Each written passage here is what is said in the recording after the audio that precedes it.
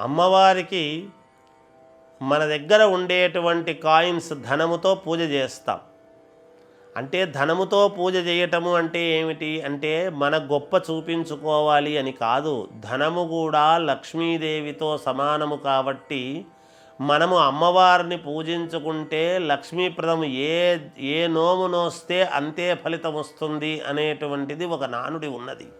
అందుకని ఈ యొక్క కాయిన్స్తో మనము లక్ష్మీదేవితో పూజ చేస్తే మనకు లక్ష్మీప్రదము దండిగా వస్తుంది అనేటువంటి భావనతో దాన్ని గౌరవముగా భక్తితో ప్రేమతో చేసుకునేటువంటి విధంగానే భావించాలి.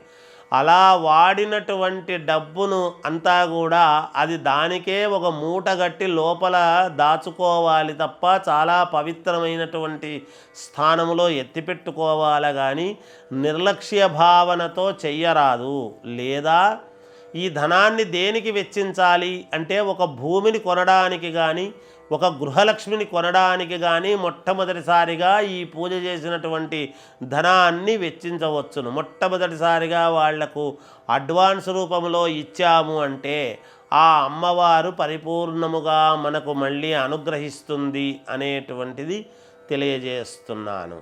జయోస్తు.